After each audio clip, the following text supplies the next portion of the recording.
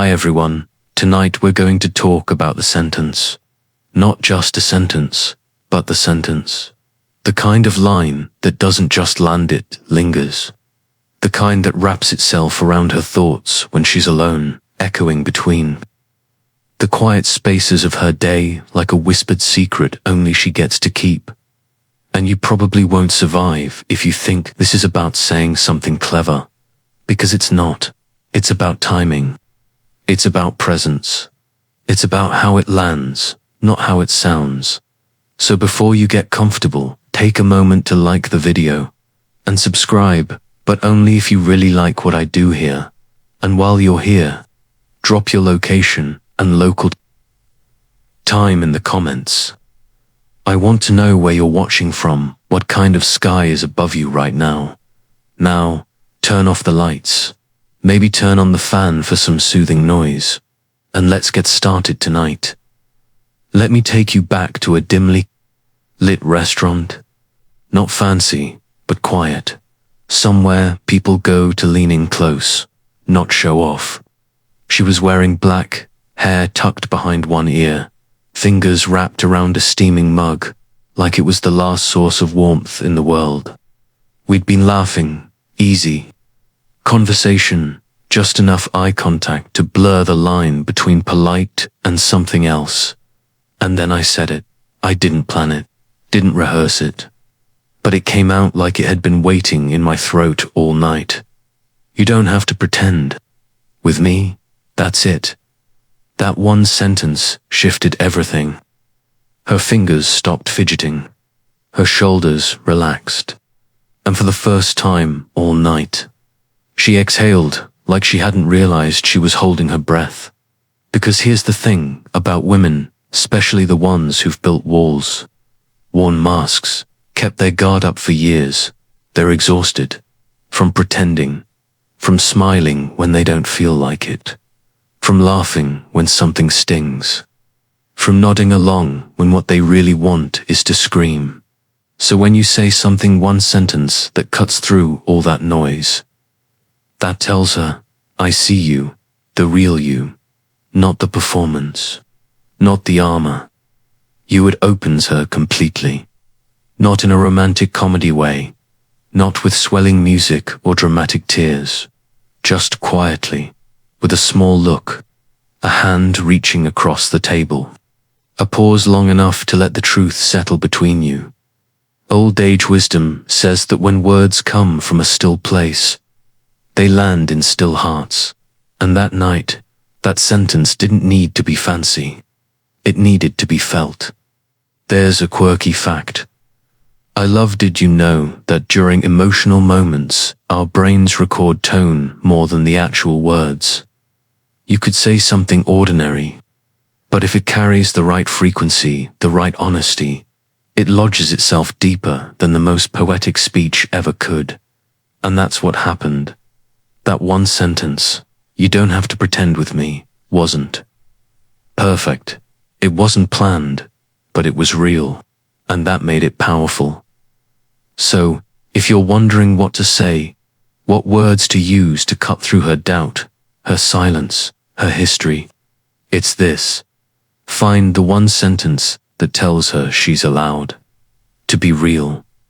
Because when she hears that and believes it, you won't have to say anything else. She'll already be yours. The magic isn't in the sentence itself. It's in the way it feels when you say it.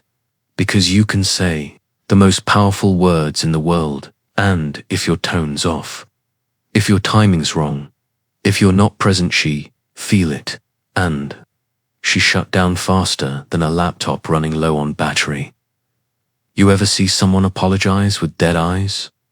Yeah, sorry. No warmth, no sincerity, just syllables. Now compare that to someone who looks at you, pauses, and says, I'm really sorry. I messed that up. Same words, completely different energy. That's how it works with her. She doesn't just hear your words. She feels them in her body, in her breath, in her gut. And that's where it hits or misses. I learned this the hard way. Once I told a woman I really cared about, "You matter to me," and I meant it, truly. But the moment I said it, I could feel her recoil, just slightly. A twitch in her jaw. A blink that lasted a beat too long. Later, I asked her why. She said, "It felt like you were trying to sound like someone else." And she was right. I'd said it the way I'd heard it in movies, in songs, in polished Instagram reels, not the way I would have said it if I'd really been in the moment with her. That's the difference. It's not just about having the right line. It's about delivering it from a place that's so grounded, so real, so emotionally naked. She doesn't question your words, because she can feel your sincerity before she even registers the sentence. Academically, this ties into a principle called emotional congruence, the alignment of what you say, how you say it, and how you actually feel. When those three things are in harmony, people are more likely to trust you and remember you. So yeah, you could say, "You don't have to pretend with me," but if you're checking your phone while you say it, if you're not really looking at her, if you're just hoping it'll earn you points, she always knows. But say it gently, slowly, after a pause. After you've noticed the way her hands tighten when she talks about her dad. After you've seen the flicker in her eyes when she brushes past something that clearly hurts. After you've earned the moment. That's when it lands. There's a reason people remember certain moments forever. It's not just the words. They remember how they felt. Safe, seen, held. So if you're ever unsure about what to say, start with this question. Am I fully here, right now? Because presence can do what language alone never could. It's in your posture, your eye contact, the space between your words.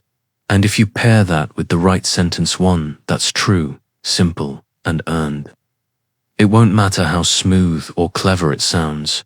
She'll feel it in her chest. And that's what she remembers when she lies in bed, staring at the ceiling, wondering why your voice keeps echoing through her mind. It's easy to think that when we speak, the ears are doing all the work. But here's what most people forget, especially when it comes to women. She listens with her entire body, not just her ears, not just her logic, but her emotions. Every word you say filters through her pass-through memories of being misread, dismissed, or flat out lied to. She's not just hearing your sentence. She's evaluating your pauses, your breath, the weight in your tone. She's asking, even if silently, does this feel safe? Does this feel real? And if it does, you've just given her a moment. A moment that might seem small to you, but to her, it's rare, it's golden, it's unforgettable. I remember this woman I used to date, bright, confident, witty as hell. Could crush a trivia night and flirt at the same time. But one night, out of nowhere, she went quiet. Looked out the window like something had taken her far away. I asked, "What just happened?" She hesitated. Then she said, "Most guys only listen to respond. You listen like you want to remember." I didn't say anything clever after that. Just stayed with her, present, quiet. That silence, that was part of the conversation too, because sometimes the sentence that melts her isn't even words. It's the space you give her, the attention, the gentle open posture that says, "I'm not rushing you." And when you do speak, when you finally say something like, "Take your time. I'm not going anywhere," it's not the language that makes her feel it. It's the emotional posture behind it. It's a subtle, powerful truth that psychology calls effective attunement, being emotionally in sync with another person's inner world. Babies develop trust this way. Adults were not so different. A quirky fact here, research shows that heart rates actually sync up between people who are emotionally aligned in deep conversation. It's not poetry, it's physiology, so when she leans in, opens up, lets her voice tremble even a little, don't fix, don't deflect, don't crack a joke to make it lighter, just stay present. Stay real, because when you say the right sentence from that space, whether it's "you don't have to be okay right now" or "I'm here," even if you can't explain it, you're speaking directly to the part of her that's been waiting to hear it for years.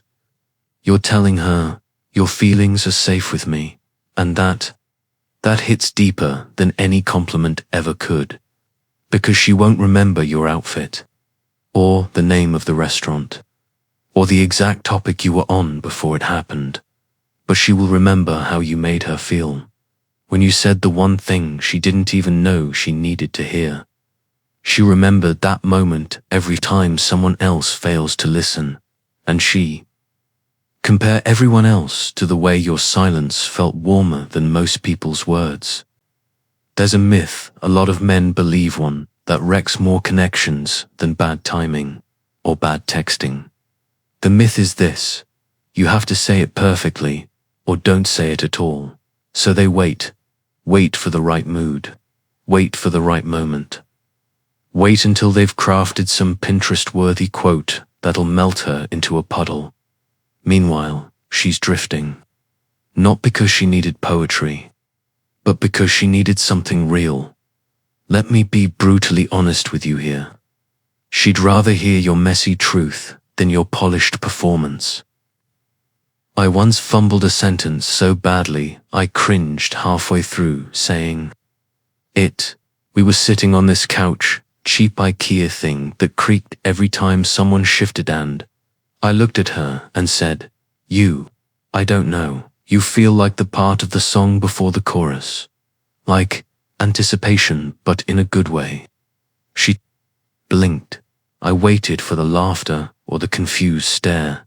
Instead, she smiled, not because it made sense, but because it made feeling.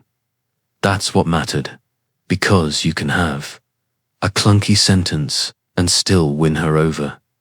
If it comes from the right place, sincerity trumps style. Every time. This goes back to an old piece of monk wisdom. The mind questions the perfect, the heart trusts the honest. It sounds poetic, sure, but it's practical too, because what you're saying when you speak from the gut, stammering, nervous voice cracking a little, is this: I don't have the perfect words, but I have the real ones. And to a woman who's heard a lifetime of slick charm and sugar-coated promises, that's everything. Here's the academic piece. In relationship psychology, we talk about perceived authenticity. It's not how flawless your communication is, but how genuine it feels to the person listening. The more real you sound, the more trust you build, Devon, if your words are simple. In fact, overly rehearsed phrases can backfire. They come off as inauthentic, rehearsed, performative. So, if you're sitting there thinking, what if I mess it up? You're asking the wrong question. Try this instead. What if she's waiting to hear me, not a perfect version of me? Because here's the quirky truth. We remember vulnerability more than vocabulary.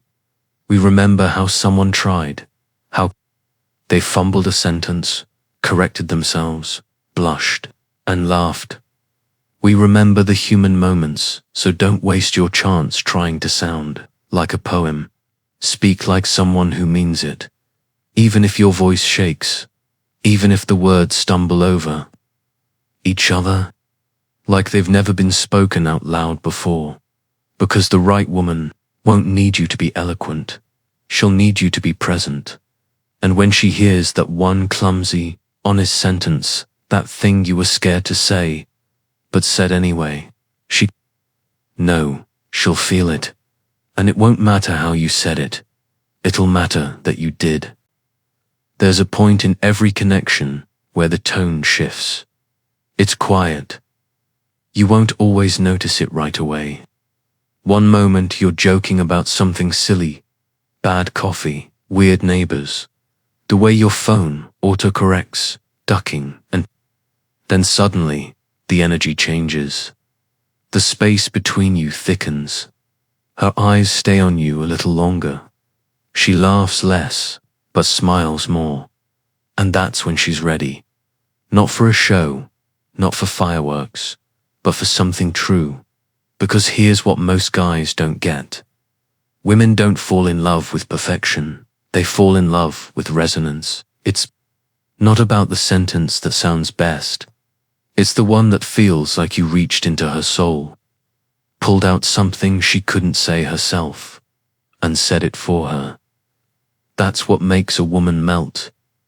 It's not "you're so beautiful." It's "I love the way your voice softens when you talk about your mum." It's not "you're amazing." It's "you make things feel light, even when they're not." See the difference? One is generic. The other is intimate. One is what she's heard before. The other is what she's never heard. Because only someone who's really paying attention could say it. That's the kind of sentence that doesn't just land, it stays with her. Like that one voicemail she never deletes. Like the folded note tucked inside her journal from 3 years ago. It doesn't have to be poetic. It doesn't have to be smart.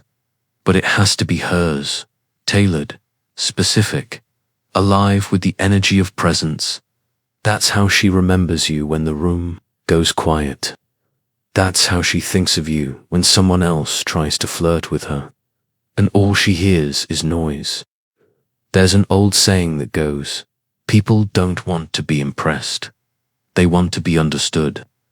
And with women, especially the ones who have depth, who've been through storms, who've learned to protect their hearts, you don't earn their affection by dazzling them. You earn it by reflecting them. Academically, this touches on mirroring in emotional communication when you echo someone's internal state back to them in words. It creates a feeling of deep connection and psychological safety. So here's a simple test. If you say the sentence you've been holding, would she feel seen? Not just complimented. Seen, because if she feels seen, even just for a second, you've already done more than most people in her life ever have. And that's what makes her think about you days later. Without trying, that's what makes her smile. When she sees your name on her phone, not because you're perfect, but because you noticed her, for real. So if you're going to say something, make it hers. Say the sentence that couldn't belong to anyone else, because that's the one she'll carry with her, and she'll remember not just the words, but the you who had the courage to say them. Sometimes it's not about what you say, it's about when you don't say it. Because here's the painful truth. Even the most beautiful sentence in the world can fall flat if you say it too late. You ever have that moment? You finally work up the nerve to tell her how you feel, and she just smiles, politely, nods, says, "That means a lot," but the spark's already gone. It's like showing up to a fireworks show after the last pop. The field's still there, the sky's still dark, but the magic already happened, and you missed it. I remember this one woman, Maya. We had chemistry, timing, the kind of banter that makes other people uncomfortable because it's so easy. I knew I liked her. I think she knew too, but I hesitated. I kept waiting for a better moment, and then one day, she stopped lingering after our conversations. She stopped replying right away. She didn't laugh at my dumb memes anymore, so I said the thing. I finally said, "I think I've been pretending this was just friendship, but it's not. I feel something when I'm with you." She looked at me for a long time, and then she said, I wish you'd said that 2 weeks ago. 2 weeks not. 2 years, not 2 months. Just 2 weeks. Because that's how fast a woman's heart can close, not because she stopped feeling something, but because she stopped feeling safe to feel it. She gave the signals. She left the space. She created the moment, but I missed it. Here's where the academic stuff comes in. It's tied to a concept called emotional readiness, reciprocity, that small, delicate window where both people are open enough, available enough, brave enough to be honest. Miss that overlap, and you end up on different frequencies. Even if you're saying all the right things, even if your sentence is pure gold, timing is everything. And when you wait too long, what you're unintentionally saying is, I saw you, but not when it mattered. That lands hard, especially for someone who was willing, hoping you'd step in sooner. There's a quirky little fact here. In psychology studies, the regret of inaction often lasts longer than the regret of mistakes made. Meaning, you'll carry the weight of not saying it far longer than the sting of saying it and hearing no. So if you're holding something in, something real, something honest, don't wait for the movie dash moment, just say it. Not dramatically, not perfectly, just clearly. Because if you've got that one sentence sitting in your chest, waiting for the right lighting, the perfect playlist, or the universe to hand you a sign, here it is. This is your sign. Say it before she stops listening, because once she's gone, even the most beautiful words can't bring her back. Not in the way you wanted. There's a rhythm to closeness. Like a tide dot, it comes in when you least expect it. It pulls back when you try too hard. But if you learn how to listen, really listen, you'll catch it. The rhythm of her hesitation, her hope, her testing. The water's not with questions, but with moments. She doesn't need you to storm in with a grand declaration. She doesn't need fireworks. She's not a rom-com character waiting at the train station. What she needs is one sentence, spoken at the right time, with the right heart behind it. And maybe, just maybe, it sounds like this. You make the world feel less heavy. Simple, honest, unexpected. And when you say something like that, when you tell her how she affects the space around her, how she shifts the gravity in your day, it's not just romantic. It's validating, because every woman, deep down, wonders, am I just passing through people's lives, or am I really felt? And when you offer a sentence that answers that question, when you show her clearly that she matters, that's what sticks. That's what echoes long after you leave. But let's slow down here. Soften everything, because this isn't about tactics anymore. This is about presence. Stillness, the kind of space where truth lives. There's an image I'll leave you with. She's lying in bed, lights off, one hand on her chest, the other tucked beneath the pillow. She's not scrolling, she's not talking, she's just breathing. And in that quiet moment, a memory slips in. Your voice, that sentence, she doesn't even try to remember. It just arrives, like a song she forgot she loved. That's the power of words spoken with intent. They settle into the soft places, the quiet corners, and they stay. So, if you've got something real to say it now, not next week. Not when the timing is perfect. Because what makes a sentence unforgettable isn't the structure. It's the moment it arrives. And the heart that delivers it. Be that heart, say the thing, before the silence closes for good. Now that we've walked through the quiet, tender places where words live, let me whisper one last thing. What she wants, what we all want, is to be felt. Not impressed, not dazzled, felt. If you can give her that, in one sentence, at the right time, she'll carry it with her forever. So slow down. Let the silence stretch. Say it gently, when she least expects it, but most needs it. And let her. Remember, not just what you said, but the way her world softened when you said it. That's what lingers. That's what matters. Good night.